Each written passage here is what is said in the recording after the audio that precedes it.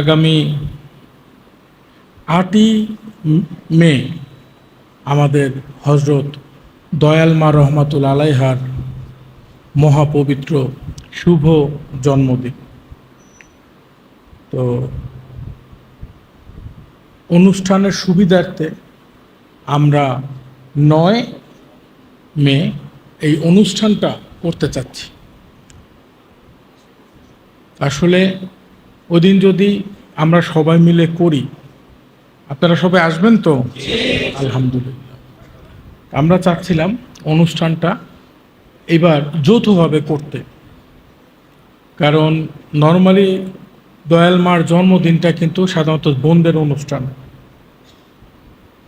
তো যেহেতু শুক্রবার, তো ওই দিন আপনাদেরও এবং বোনদেরও অনুষ্ঠান। তো আমি অনুরোধ করব যে ওই দিন যেন আমরা নিয়মটা খুব সুন্দরভাবে মানি, কারণ আমার মহান মুর্শিদের দরবারে অনেকগুলো গুরুত্বপূর্ণ জিনিসের মধ্যে একটা গুরুত্বপূর্ণ জিনিস হচ্ছে পর্দা। আমি দেখছি অনেকে হয়তো দরবার পছন্দ করে না, বাট খুব বোল্ডলি বলে, স্ট্রিক্টলি বলে দেওয়ানবাগির দরবারে পর্দাটা খুব স্ট্রিক্ট। এই যে আপনারা যেখানে আসেন, ওই পারে মহিলাদের ওখানে কিন্তু যাওয়ার কোনো সুযোগ নাই, আছে। আরেকটা সবচেয়ে বড় যে জিনিসটা হয়েছে, এখন কিন্তু রওজায় কাজ চলতেছে। তো এই কারণে পুরুষরা না হয় মসজিদে বসতে পারে, বোনদের কিন্তু বসানোর কিন্তু জায়গা কিন্তু আমরা দিতে পারি না, পারি। তো এইটার জন্য আমি, কারণ রওজায় আপনারা আসেন, এসে আপনাদেরকে বসার জায়গা দিতে পারি না, এইটার জন্য আমি আনকন্ডিশনাল অ্যাপোলজি, একেবারে সবসময় ক্ষমা প্রার্থী। আমি কি করব বলেন? এখন আমাদের এরকম যদি মানে ক্যাপাসিটি থাকতো, জায়গা থাকতো, তাহলে মনে করেন এই জায়গায় শিফট করে আমরা অনেকভাবে চিন্তা করে দেখছি। উটের খামারে যেই গরম পড়বে, আর মহিলা তো অনেক হবে উটের খামারে, কিন্তু জায়গা, কারণ আমরা মাটি রাখছি, সুযোগ নেই। তো সব কিছু মিলিয়ে আপনাদের সাথে পরামর্শ করতেছি, যেহেতু বাবা যেন সবার সাথে পরামর্শ করে কাজ করতেন। তা আমরা আগামী 9 তারিখ যখন যৌথভাবে অনুষ্ঠান করব, তো আমাদের টার্গেটটা থাকবে, যেহেতু আমাদের জুমার নামাজ হবে, আমরা শুধুমাত্র মসজিদ ভিত্তিক, যদি পুরুষরা নামাজ পড়লো, রওজা জিয়ারত করলেন, নামাজ পড়লেন, এতটুকু, আর বাদ বাকি এরিয়াটুকু মনে করেন ওইদিকে মহিলারা রওজায় কদমবুচি করে ওনাদের জন্য আমরা সম্মিলনে, আপনাদের জন্য যেমন আমরা কমিউনিটি সেন্টার নেই, কয়েকটা ফ্লোর নেই, এসির ব্যবস্থা থাকে, বড় ফ্লোর থাকে, এটা কেমন হয় বলেন তো? তো আমরা চাচ্ছি যে এইখানেও ওনারা কদমবুচি করে কমিউনিটি সেন্টারে গিয়ে বসলেন, এখানে মনে করেন রোজায় সালাম করলেন, বা আপাজানরা যদি থাকে ওনাদের সাথে সাক্ষাৎ করে, এরপরে মনে করেন কমিউনিটি সেন্টারে গিয়ে আমাদের সাথে প্রজেক্টরের মাধ্যমে আমাদের অনুষ্ঠানগুলো দেখলো, কেমন হয় বলেন তো? তো এইভাবে একটা চিন্তা করেছি। তবে এটা লাগতো না যদি মনে করেন আমাদের যদি এখন রওজায় জায়গা দিতে পারতাম। এর আগে মনে আছে আমরা পুরা রওজা মহিলাদের জন্য ছেড়ে দিছিলাম। তো হবে, আল্লাহ যদি দয়া করে আবার সামনে হবে, একটু আমাদের একটু যতদিন কাজ হয় ততদিন একটু ধৈর্য ধরে সবার অপেক্ষা করতে হবে।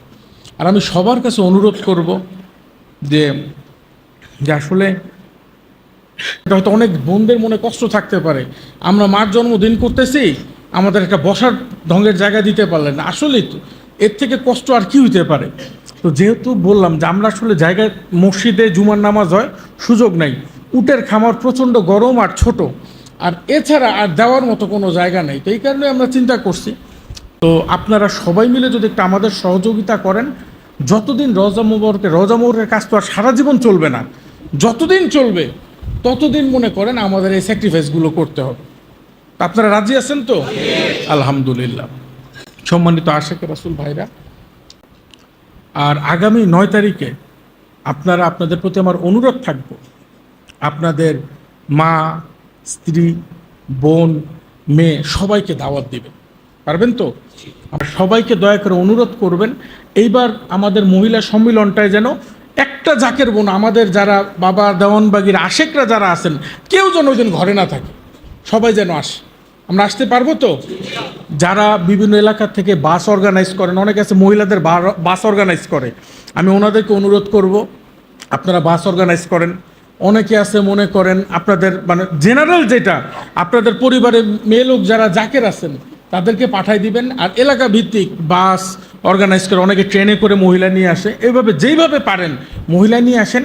আমরা এবার ব্যাপকভাবে হজরত দয়ালমার জন্মদিনটা করতে চাই, কারণ এটা হচ্ছে হজরত দয়ালমা রহমতুল্লাহ আলাইহার জন্মদিনটা আশেকে রাসূলদের জন্য পরম আনন্দের। এবং আসছে হজরত দয়ালমা রহমতুল্লাহ আলাইহার শুভ জন্মদিন, আমরা যেন আগামী 9 তারিখে আনন্দের সাথে ওনাদের রাজি খুশি অনুযায়ী পালন করতে পারি। মালিক যেন সেই তৌফিক ভিক্ষা দেন। সবাই বলুন আমিন। আসসালামু আলাইকুম ওয়া রাহমাতুল্লাহি ওয়া বারাকাতুহু।